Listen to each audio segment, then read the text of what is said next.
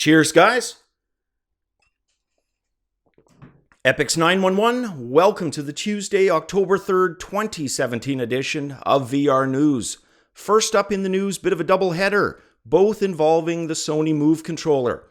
So it looks like in addition to the Sony PlayStation VR HMD, it appears the Move controller will also be getting some minor updates. The connection terminal on the new units switching to micro USB from mini USB. Also going to feature a larger capacity battery, a 1900 milliamp lithium ion replacing the older 1350 units.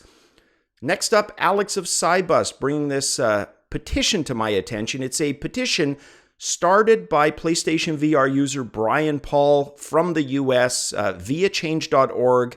His petition, with a goal of 1,000 signatures, is to get Sony convinced that they need to put analog nubs on the Move controllers. Now, personally, I do think these are important. I think any modern motion track controller needs analog nubs, whether that's done through a trackpad or an actual physical nub. But the Move controller has some other issues as well in terms of tracking, but definitely agree at some point the analog would be nice.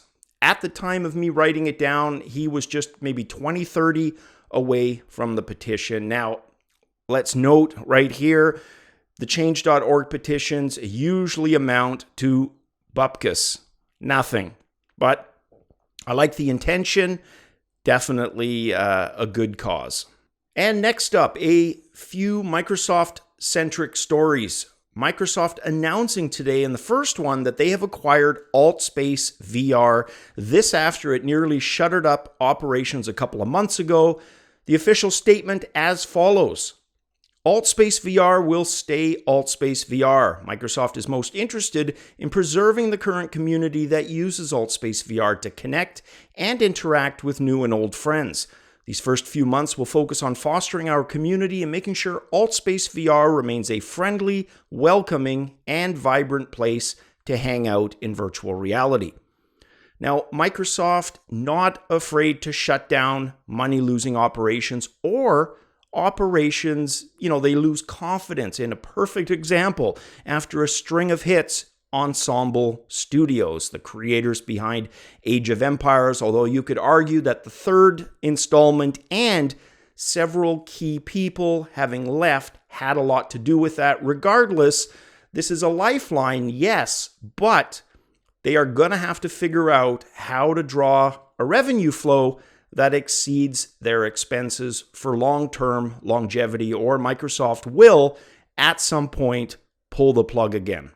And another Microsoft story up here. Not anything to really excite me though. I had hoped it would, but it doesn't. Let me explain. Microsoft also announcing details for Halo Recruit, a free Windows VR game for its line of allied vendor mixed reality headsets.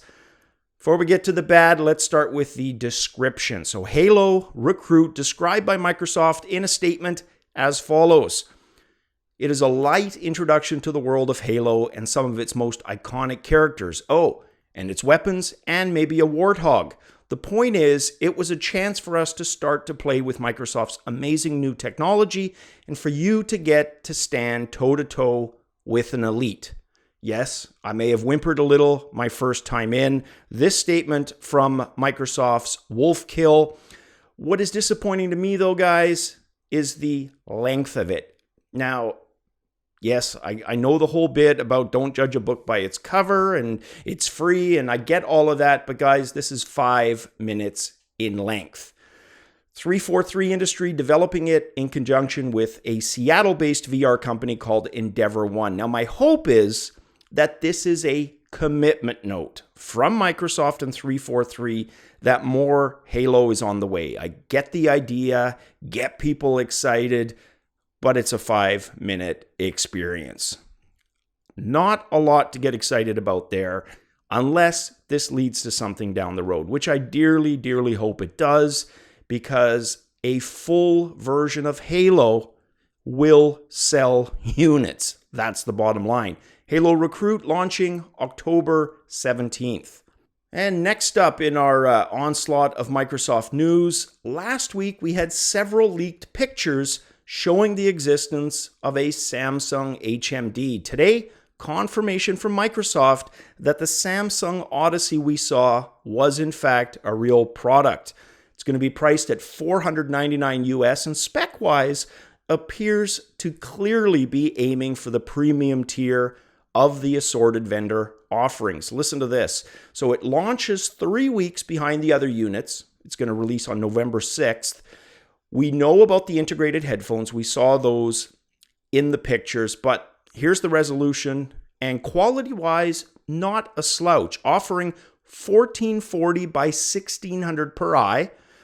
It's not a huge difference over the other units, which are 1440 by 1440, but still a bit of a bump up. But most impressive to me is the OLED display. All the other units are LCD.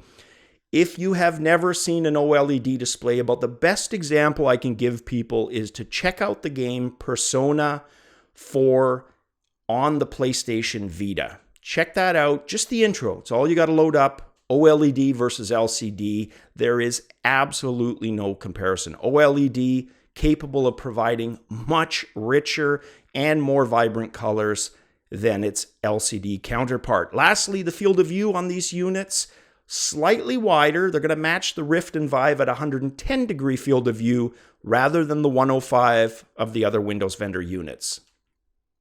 So what we know is the VR landscape is about to get a lot more crowded.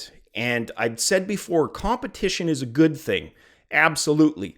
But competition is a good thing in the same way that a lot of fragmentation of a market, of an industry, is not necessarily a good thing. And the saving grace is going to be OpenVR.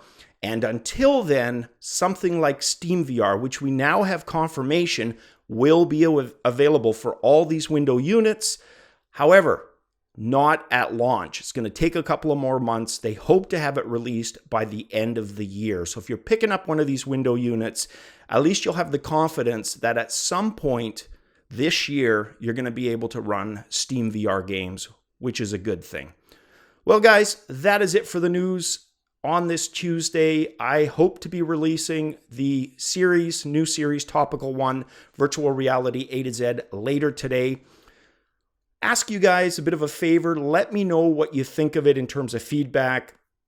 I'm doing something a little different in that I'm using music, which is not something I've done before on videos, other than if they've, trailers that have music embedded in them. Hopefully I've done it okay. It sounds good to me. But me and audio, well, you guys know the rest. All right, guys, that is it for the Tuesday edition. Catch you guys for Hump Day tomorrow. As always, cheers.